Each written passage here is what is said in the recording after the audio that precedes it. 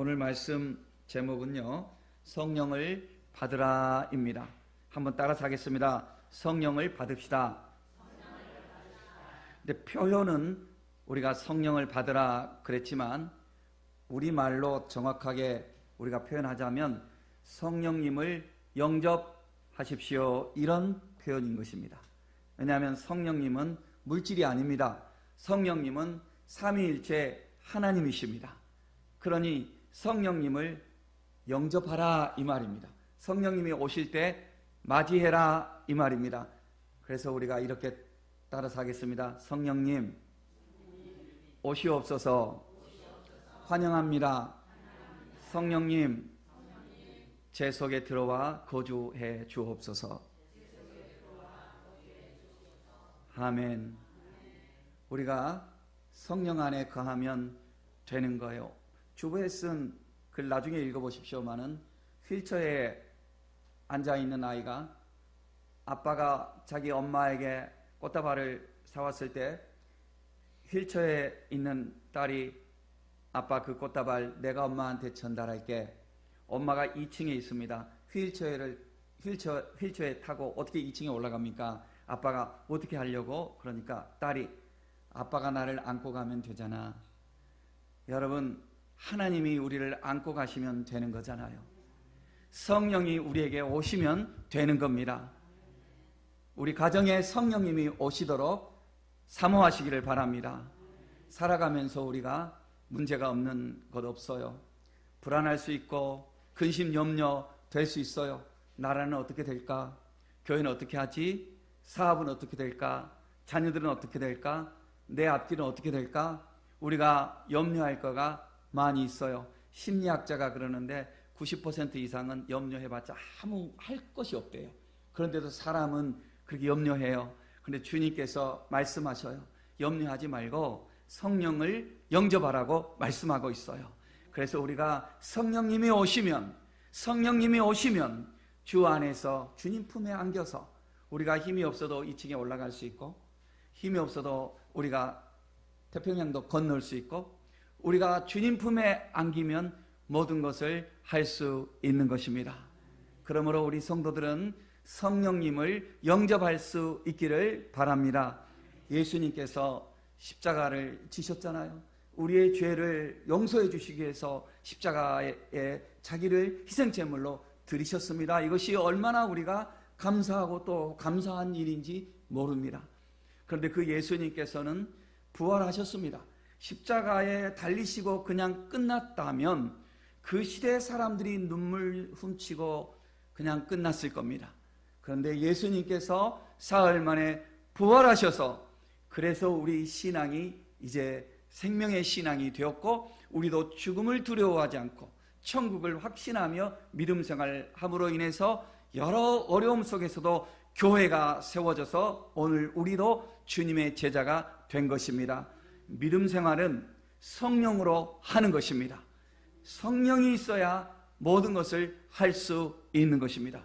그래서 우리 예수님께서는요, 십자가를 지시기 바로 전에 이제 많은 일들을 하셨지만 십자가를 지시기 바로 전에 주님께서 중요한 일을 해주셨는데요. 우리는 성만찬을 세족식을 하고 성만찬을 해주시고 이런 말씀은 우리가 기억하고 또 겟세마네 동산에서 기도하시고 이런 것은 우리가 기억하고 쉽게 떠올리는데 정말 중요한 것은 예수님께서 심혈을 기울여서 하신 것은 뭐냐면요, 요한복음 13장에부터 보면 이제 세족식도 하고 또 성만찬도 하시고 이랬지만 14장 그리고 15장 16장 17장 이렇게 크게 보면 5장, 그 중에서 이제 마지막 성령에 대해서는 16장에서 하시고요.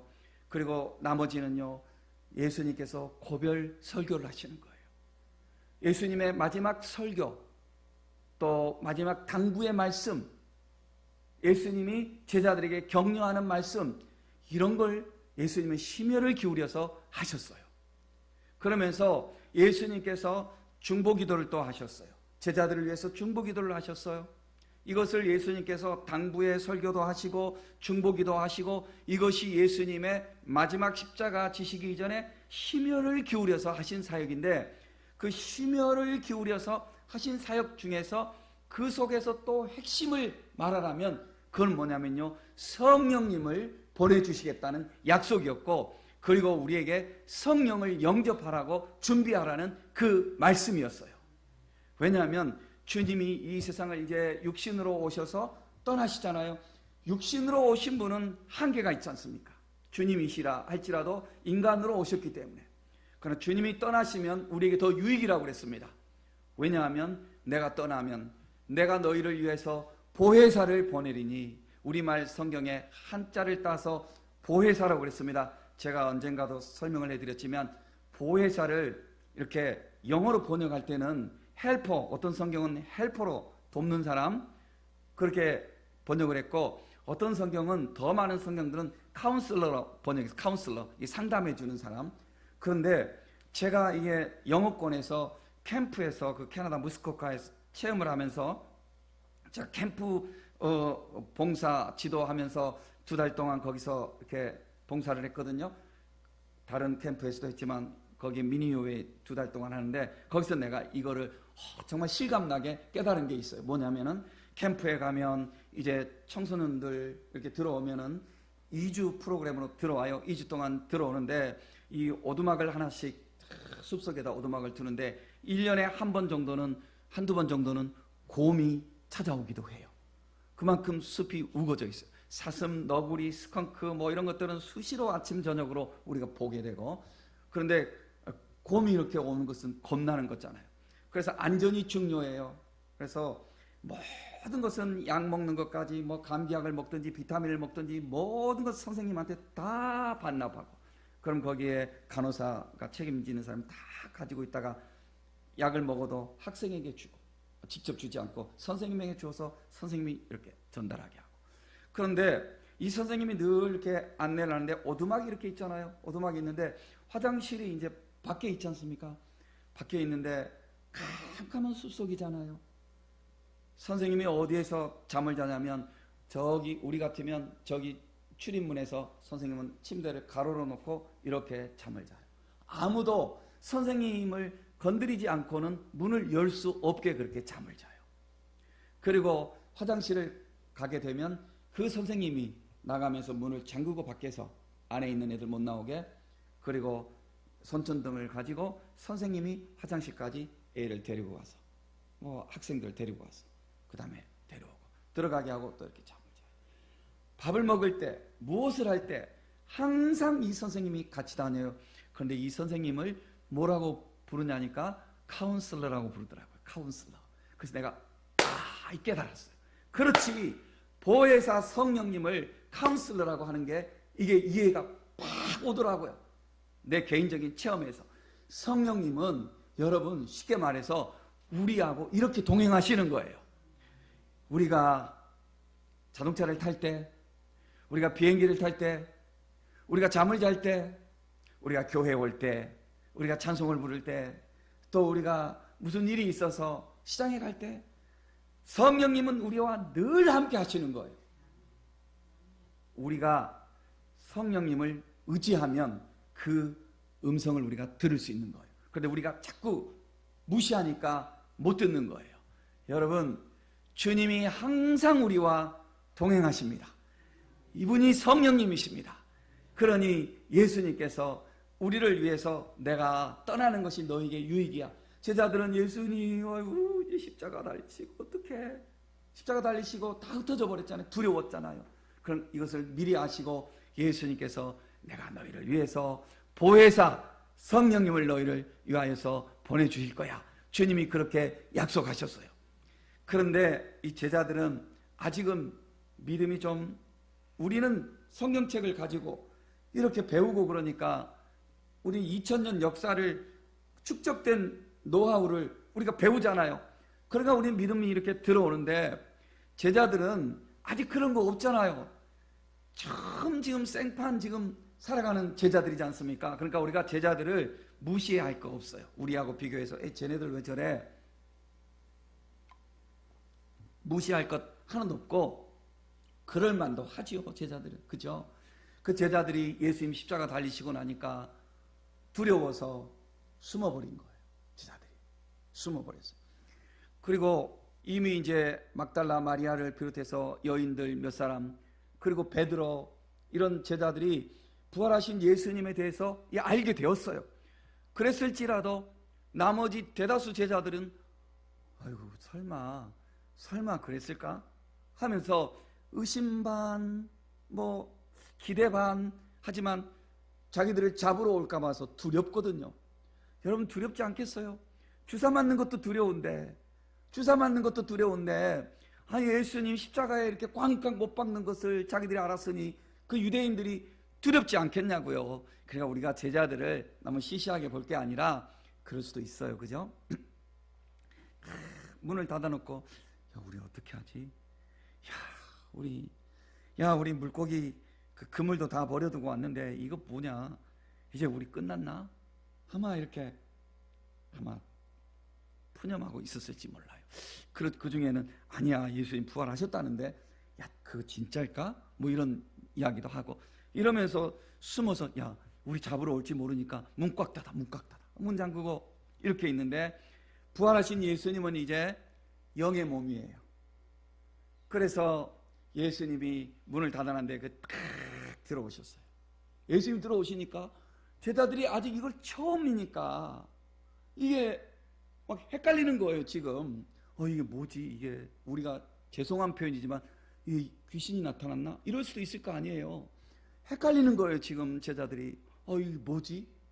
하고 놀랍기도 하고 의심스럽기도 하고 눈이 동그래져 가지고 이러는 거예요. 그럴 때 우리 예수님께서 첫 마디 말씀이 뭐라고 말씀하시냐면 너희에게 평강이 있을지어다 그랬습니다. 여러분 우리 예수님이 참 너무 멋있죠. 예수님은요 우리가 신앙생활하면서 가끔 보면 어떤 이상한 이단들이나 막 공포심을 막 주잖아요. 공포심을 주고 난 의사 선생님들이 좋은 일도 많이 하지만 의사 선생님들이 참 나는 아쉬운 게 있어요. 뭐냐면 꼭 어떤 일이 있어서 병원에 가면 최악의 상태를 항상 말을 해. 최악의 상태를. 그래가지고 그거 안 하면 막 불안하게 만들고 모르겠어요. 왜 그러는지 모르겠는데 난 이거는 좀 고쳐야 되지 않을까. 평안에 너무 걱정하지 마세요. 제가 치료를 다 할 거예요. 이거 낫는 사람 많아요. 걱정하지 마세요. 이렇게 하면 벌써 우리가 절반이 이긴다고요. 그런데 이거 사인하세요. 이거 당신 수술하다 죽어도 괜찮다는 사인하세요. 이러니 이게 참 이거 좀 고치면 좋을 것 같은데 여러분 우리 예수님은요 우리에게 제자들에게 너희에게 평강이 있을지어다 그랬습니다.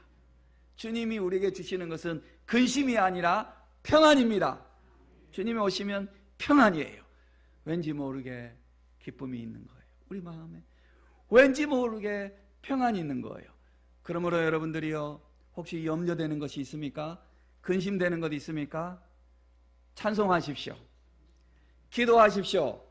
성령님을 사모하십시오. 주님 내 안에 오시옵소서 하시고 너희 염려를 다 주님께 맡겨버리라 그랬습니다.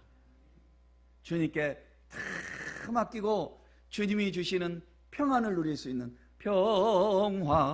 평화로다 하늘 위에서 내려오네. 그 하늘의 평안이 내 심령에 내려오고 내 가정에 내려오고 내 남편, 내 아내, 내 자녀들에게, 내 부모에게, 내 교회에, 내 직장에, 내 사업장에, 내 일터에 평안으로 주님이 함께 하시기를 여러분 사모하며 기도하시기를 바랍니다. 출애굽을 할 때 우리 주님께서 명령을 하셨습니다. 하나님의 백성들에게 집마다 양을 잡아서, 물론 염소도 잡을 수 있어요. 그러나 우리 대표적으로 양이라고 말해요. 양을 잡아서 그 피를 문 임방에 바르고 대문, 그리고 문 설주에 바르고 그러라고 했습니다. 그 피를 보면 첫 태생의 모든 목숨을 다 심판으로 앗아갔잖아요. 이게 최후 심판을 상징하는 표현이에요. 그 피를 보면, 그러니까 예수 그리스도의 보혈로 씻김을 받은 백성들은 내가 구속하리라, 이것을 보여주는 거지 않습니까? 그래서 그 당시에 사람들이 실제적으로 양을 잡아서 그 피를 발랐습니다. 여기 갑돌이네 집도 있고 여기 을돌이네 집도 있어요. 갑돌이네 집은 우리 피를 발랐으니까 자자 내일 새벽같이 우리 출발하니까 오늘 푹 자고 힘있게 출발하자. 맛있게 먹고 그리고 잘 먹고 푹 자고 잘 잤다. 새벽에 일어나서 아침에 이제 출발할 때 힘있게 출발하는 거예요. 그런데 을돌이네는 아이고 야야 피는 제대로 발랐냐? 아이고 피를 발랐는데도 천사가 못 보고 우리 집에 와버리면 어떻게 하지? 너 지금 살았냐? 잠들만 하면 야 살았냐? 괜찮냐? 밤새도록 새벽에 돼서 출발하는데 다른 사람들은 잘 먹고 편안하게 출발하는데 아이고 소화가 안 돼. 화장실에 가야 돼. 아이고 잠을 못 잤더니 너무 힘들어서 이거 가져갈 것도 다 못 가져가겠네. 이러면 이게 좀 다르잖아요. 그죠? 그래 여러분 주 안에서 모든 것을 주의 말씀대로 살면 주님께 다 맡기고 평안하시기를 주의 이름으로 축복합니다. 육신의 생각은 사망이요 영의 생각은 생명과 평안이라고 그랬습니다. 아무것도 염려하지 말고 오직 기도와 간구로 너희 구할 것을 감사함으로 하나님 감사합니다. 감사함으로 아버지께 아뢰라. 그래야 하면 모든 지각에 뛰어난 하나님의 이 평안이 너희 생각과 마음과 이 모든 것을 평안으로 다 인도해 주신다고 주님 말씀하셨어요. 그리스도 예수 안에서 너희 마음과 생각을 지키시리라. 주님이 그렇게 우리에게 말씀을 주셨어요. 그러니 염려, 근심 이런 거 불안한 거 다 던져버리고 내가 염려할 것은 내가 지금 말씀대로 사는가 이것을 염려하고 내가 걱정할 것은 내가 지금 성령님의 기쁨이 되고 있는가 이것만을 걱정하시고 그렇게 하려고 하시면 모든 것을 맡기시고 주님이 다 인도해 주실 줄로 믿으시기를 바랍니다. 기대하시기를 바랍니다. 여러분 하는 일도 주께서 내 길 인도하시리. 인도하시고 어떤 때는 사업하는 사람들이 사업이 좀 어렵습니까? 주님께 맡기세요. 주님이 다 인도하시고 주님께 여쭤보세요. 주님 어떻게 할까요? 주님의 뜻이 있어서요. 주님이 다 홈런 치도록 역사하실 거예요. 특별히 여러분 우리 성도들은 주님께서 은혜의 폭포수를 우리 성도들에게 쏟아 부어 주시기를 예수의 이름으로 축복합니다. 누리세요. 하나님 안에서 누리세요. 기대하시고 누리세요. 하나님께서는요 여러분들에게 우리들에게 지혜도 주실 거예요. 주님의 성령이 지혜거든요. 그래서 모든 하는 일들을 주님이 잘 될 수 있도록 인도해 주시는 거예요. 세상 사람들도 지혜로운 사람들이 뭐라고 말합니까? 가화만사성. 집안이 이렇게 평안하면 모든 일이 잘 이루어진다. 그리고 또 웃으면 복이 와요. 저도 이 교회 처음에 이렇게 우리가 옮겨지고 뭐 하면서 이 방해 세력과 이런 것들이 많아서 내가 얼굴을 많이 찌푸린 그 모습이 많이 제가 죄송해요. 제가 원래 웃음이 많거든요. 웃음이 많아요. 자다가도 웃고 화장실 가다가도 웃고 뭐 다 항상 웃어요. 군에서 저한테 야 너는 때리려고 해도 네 웃는 얼굴이라 내가 차마 못 때리겠다. 고참들이 이랬거든요. 그랬더니 내가 그냥 찌뿌둥해가지고 있었던 게 나도 너무 하나님 앞에 죄송해요. 찬송이 떠났어요. 근데 찬송이 이제 회복됐어요. 제가 찬송이 참 혼자 있을 때 이제 찬송이 나오기 시작하고 주의 기쁨이 더 충만해지기 시작하고 있어요. 여러분 모두가 다 이렇게 될 줄로 믿습니다. 여러분 주변에 항상 찬송이 흘러나오게 하십시오. 직접 또 부르시고 찬양이 다 나오게 하시고 성령이 춤을 추시는 겁니다. 성령이 춤을 추시는 거예요. 우리가 푸념하는 말투, 근심하는 말투, 불평하는 말투 이런 것들 주님과 어울리지 않아요. 주님과 어울리는 것은 웃는 얼굴이에요. 봄철이 되어서 꽃들이 많이 피잖아요. 이 꽃이 참 아름다운데 정말 아름다운 꽃은 하나님의 백성들의 웃는 모습이에요. 할렐루야. 여러분 웃으세요. 평안하시고 주님께 맡기세요. 모든 성도들이 그래야 돼요. 특별히 일꾼들은 여기 곱하기 2, 3 해야 돼요. 왜냐하면 일꾼들은 교회 창문과 같거든요. 그러니 더 웃어야 돼요. 웃음을 결심하면서 이러지 마시고 그냥 오픈하세요. 하나님 앞에 오픈하세요. 그래서 하나님께서 성령으로 역사하실 거니까 여러분 기대하시기를 바랍니다. 주님이 약속하셨어요. 그러니까 성령을 보내주시는 거예요. 이미 오셨지만 더 충만하게. 우리가 하나님의 비밀을 다 알지 못하잖아요. 그러면은 말씀하신 대로 믿어야 돼요. 논리적으로 한 번 오셨는데 뭐 충만하게 오신다고 이렇게 따지지 말고 성경에 보면 충만을 또 받으라고 그랬어요. 그러니 충만하게 오시도록 기대하시고 더 사모하시기를 바랍니다. 주님께서 아버지께서 나를 보내신 것 같이 나도 너희를 보내노라 그랬습니다. 주님이 우리를 보내신대요. 어디로 보내시는 거예요? 어디로? 사도들은 구체적인 어디로 간 것이 기록에 나오는 것도 있고 안 나오는 것도 있고 전승으로 구전으로 전달되는 것도 있어요. 우리를 어디로 보내신다고? 여러분 우리를 꼭 어디로 보내신다 이 말이 아니라 이 말씀은 우리가 삶의 자리에서 주님의 사명을 감당하는 의미 있고 가치 있는 삶을 살게 되리라 이 말씀인 거예요. 주님이 우리를 보내신대요. 어떻게 보내셔? 나를 목사로 세우셨잖아요. 또 여러분들을 성도로 세우셨잖아요. 여러분들을 우리 교회 성도로 세우고 일꾼으로 세우셨잖아요. 여러분들이 일터로 세우셨잖아요. 여러분들의 어떤 가정에 세우셨잖아요. 그곳이 주님이 보내신 자리예요. 그러면 주님이 보내셨으니까 이제부터는 주의 성령이 함께 하심으로 인해서 나 혼자 그 일을 하는 것이 아니라 성령님이 나에게 지혜 주시고 능력 주시고 성령님이 도우셔서 성령 안에서 그 일을 할 수 있도록 하시는 거예요. 우리 하나님께서 우리를 처음 창조하시고 창세기에 보면 생육하고 번성하라, 땅에 충만하라, 땅의 모든 것을 다스리고 정복하라 그랬습니다. 이것이 우리를 보내시는 거예요. 그러니까 주님은 우리가 100년 살고 혹은 120년 살고 이런 이 생애를 살 때 그냥 60만 즐겁게 살고 그냥 끝내버리는 의미 없는 그런 삶이 아니라 우리의 존재의 가치를 발휘할 수 있도록 성령이 역사하신다는 거예요. 우리는 성령을 받으면, 성령을 영접하면 하나님의 대리 주권을 위임받은 하나님의 자녀가 되는 거예요. 그래서 나중에도 보면 너희가 누구의 죄를 사하면 사해질 것이요 그대로 두면 그대로 두리라 이런 말씀이 있죠. 그게 뭐냐면 성령의 사람이 되면 성령이 하시는 일을 누구를 통해서 해요? 나를 통해서 하시는 거예요. 그럼 내 말이 권세가 있어요, 없어요?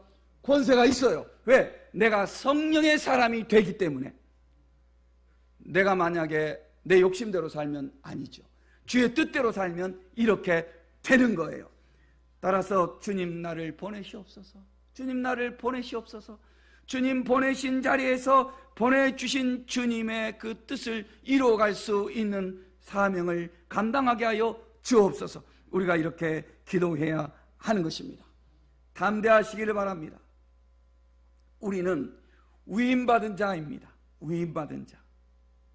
이게 뭐냐면요, 이 구약 전통에 샬라이라는 그런 제도가 있었어요. 샬라이라는 것은 뭐냐면 보냄을 받은 자라는 뜻이에요.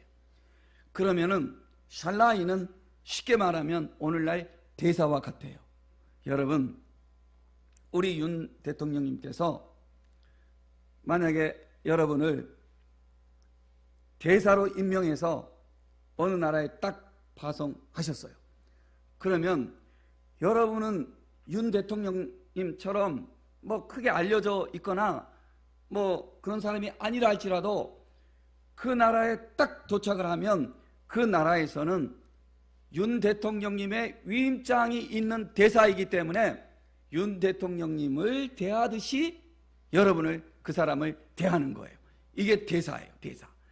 그러니 우리 주님께서 우리를 보내신다고 그랬지 않습니까?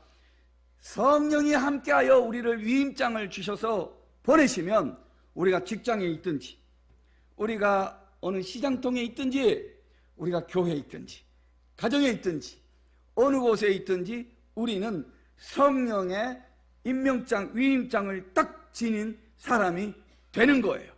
그러니 내가 있는 곳에 누가 계셔요? 성령님이 계시는 겁니다. 따라서 우리는 이런 믿음을 가져야 돼요. 내가 주님을 사모하고 가면은 주님이 나와 함께 하시는 거구나. 주님이 나와 함께 하셔서 주님이 이렇게 말씀하셨어요. 담대하라. 내가 세상을 이겼노라. 세상을 이기신 주님께서 나를 이제 위임장을 주셔서 이 땅에 살게 하시니 내가 있는 그곳에 주님처럼 내가 세상을 이기며 하나님 나라에 이바지하는 위대한 삶, 가치 있는 삶을 주님 눈으로 보실 때 그렇게 우리는 살게 되는 것입니다. 이제 세 번째로 주님이 또 뭐라고 말씀하시냐면 그들을 향하사 숨을 내쉬며 이르시되, 따라서 합시다. 성령을 받으라. 그러면서 너희가 누구의 죄든지 사하면 사해질 것이요 누구의 죄든지 그대로 두면 그대로 있으리라 하셨습니다. 여러분, 주님이 숨을 내쉬며 이 표현은 창세기에 보면 하나님께서 우리를 흙으로 지으시잖아요. 흙으로 지으시고 마지막 단계에서 어떻게 해요? 그 우리 코에 생기를 이렇게 불어넣으셔요. 이 모습을 연상시켜 주시는 거예요. 여러분, 하나님이 우리를 잘 지어놔 주셨는데 마지막에 생기를 불어넣어 주시지 않으면 그냥 그 모습이에요. 여러분, 우리가 이론으로 아무리 잘 알고 형식적으로 아무리 잘 알고 그럴지라도 성령이 우리에게 임하지 아니하시면 우리는 육체의 지식과 육체의 형식으로 끝나버려요. 그러나 때로는 우리가 아는 것이 부족하고 갖춘 것이 좀 모자란다 할지라도 우리 안에 성령이 들어와 계시면 우리는 주님의 권세를 이어받은 주의 자녀로 살아갈 수가 있는 거예요. 생육하고 번성하라, 땅에 충만하라, 땅을 정복하고 다스리라 하신 이 모든 것은 주님이 생기를 불어넣어 주셨을 때 가능했던 거예요. 그런데 이 모든 하나님의 주권적 위임받은 모든 권세가 인간이 범죄함으로 다 깨어져 버렸어요. 하나님의 형상을 우리가 잃어버렸어요. 이 잃어버린 하나님의 형상을 주님이 회복시키러 오셨어요. 그래서 이것을 위해서 주님은 자신의 목숨을 내어 주셨습니다. 십자가 위에서 모진 고난, 고통을 다 당하시고 주님이 이 권세를 회복시켜 주시기 위해서 먼저 필요한 것이 죄사함이에요. 두 번째 필요한 것은 죄사함 받은 자에게 생명이 들어오는 거예요. 성령을 보내시는 거예요. 그러니까 죄사함만으로 끝나면 안 돼. 죄사함만으로 끝나면 능력이 없어요. 생명이 들어와야 되는 거예요. 그래서 우리 주님께서는 다시 그 창세기 재창조하는 모습을 연상시켜 주시는 거예요. 숨을 내쉬며 가라사대 성령을 받으라, 생기를 받으라, 이 말이에요. 성령이 우리 안에 들어오심으로 인하여서 비로소 우리가 하나님의 권세 있는 믿음의 삶을 살 수 있는 것입니다. 잠언에서 우리가 이제 며칠 동안 계속 우리가 잠언을 봤는데 계속 잠언에서 강조하는 것이 무엇입니까? 계속 반복되는 것이 지혜예요. 지혜. 지혜는 인간의 똑똑함이 아니에요. 지혜는 성령의 뜻이에요. 성령님이에요. 성령님. 그러니까 이 지혜는 어떤 때는 인간이 볼 때는 이해할 수 없어요. 인간이 볼 때는 어리석어 보이는 일도 있어요. 그러나 하나님이 보실 때 옳은 일이면 성령의 뜻이에요. 그러니 이것이 참 지혜예요. 이 참 지혜를 받고 살아가는 사람들에게 하나님은 잠언에서 세 가지를 늘 반복적으로 약속하시고 있어요. 뭐냐면 우리에게 존귀를 주신다고 그랬고, 우리에게 생명을 주신다고 그랬고, 이 생명은 건강한 삶과 영생이에요. 그리고 우리에게 부귀를 주신다고 주님이 약속하셨어요. 잠언에서. 그런데 이 지혜를 받은 자는 곧 성령을 받은 자는 어떻게 살아야 되냐면 잠언에서 볼 때 뭐라고 우리에게 계속 가르쳐 주셨어요? 주님의 말씀에 첫째가 가장 큰 모토가 모든 생활 속에서 하나님을 가장 높이는 거예요. 하나님을 경외하는 거예요. 경외하는 거예요. 여러분, 하나님을 경외하시기를 바랍니다. 여러분들의 이념보다 하나님의 말씀을 더 높이 두시기를 바랍니다. 요즘요, 이거 무서운 말이에요. 교회 열심히 다녀도요, 정치 이야기 딱 나오면 딱 갈라져 가지고 하나님의 말씀도 없고 뭣도 없고 아무것도 없는, 예수님도 필요 없어요. 그런 사람들 앞에 혈기방장하고요, 모든 걸 그냥 그 생명을, 자기가 뭐라고 생명을 거는 사람도 있어요. 여러분, 우리 유명한 말이죠. 우리는 어떤 당도 아니고 우리는 예배당이어야 됩니다. 예배당이어야 돼요. 예배당. 하나님을 높이는 성도들이 돼야 되고, 그 어떤 것 앞에도 주의 말씀을 우리가 귀히 여기는 사람들이 돼야 되는 거예요. 그런데 어이구, 주의 말씀은 이럴지라도 뭐 국민의힘을 네가 그렇게 한다고? 네가 민주당을 네가 그렇게 한다고? 이런 사람이 있어. 그런 사람은요, 죄송하지만 아직 성령의 충만함이 없어요. 의지적 신앙이에요. 지성적 신앙이에요. 다 녹아버려야 돼요. 세상도 나도 간 곳 없고 구속한 주만 보이도다. 무책임한 삶을 살라는 것이 아니라, 그거는 그것대로 하면서도 어느 자리에서든지 주님을 높이는 사람이 되어야 하는 거예요. 예수님의 제자들 보세요. 예수님의 제자들은요, 꼴통 보수도 있고요, 꼴통 자익분자도 있어요. 예수님의 제자. 쉽게 말하면 세리마태는 완전 매국노 막 이런 사람이잖아요. 또 열심당원 완전 이상한 사람이잖아요. 그들이 같이 예수님의 제자잖아요. 예수님 제자잖아요. 복음을 위해서 살았잖아요. 사랑하는 성도 여러분, 그 어떤 것도 말씀보다 위에 두지 마시기 바랍니다. 그 어떤 것도 주님을 사랑하는 것보다 높이 두지 마시길 바랍니다. 겸손하여 자신을 살피는 태도, 이런 성도가 주의 성령이 임하시고 주님의 권능을 이어받을 수 있는 것입니다. 우리가 성령을 받으려면 기도하라고 그러죠. 이 말이 맞기는 맞지만 이 말이 다가 아니에요. 우리는 기도의 행위를 생각하는지 몰라요. 기도의 행위가 중요한 것이 아니라 말씀과 기도를 통해서 나 자신을 살피고 주님을 끝없이 닮아가는 태도가 기도예요. 이런 의미에서 기도가 성령을 영접할 수 있는 첩경이 되는 거예요. 주님 오시옵소서. 내 메마른 심령에 오시옵소서. 이 고집불통 내 심령에 주님 오셔서 나를 나긋나긋하게 하시고 겸손한 자가 되게 하시고, 여기에 윤석열 대통령이 지나가도 인사할 수 있는 마음, 이재명 씨가 지나가도 인사할 수 있는 마음, 평안한 마음, 그 어떤 것도 품을 수 있고 그 어떤 것 앞에서도 흔들림이 없이 표정 안 바뀌고 내 할 도리를 할 수 있는 사람, 성령의 사람인 거예요. 이런 사람이 자기 할 건 다 하죠. 투표도 투표대로 자기 주권대로 하세요. 그러나 그 어떤 속에서도 이런 것 때문에 흥분하고 감정 표현하고 그럴 거 없어요. 또 돈 앞에서도 마찬가지예요. 또 자존심 어떤 것 앞에서도 마찬가지예요. 끝없는 나 자신을 살펴서 하나님 아버지 앞에 반석 위에 선 믿음 생활을 하시기를 바랍니다. 성령이 충만하는 거예요. 주님, 제가 어떻게 할까요? 주님, 저는 무슨 일을 하고 있나요? 주님, 저는 이 일을 지금 제가 어떻게 해야 할까요? 나를 통해서 주님 무엇을 하시기를 원하십니까?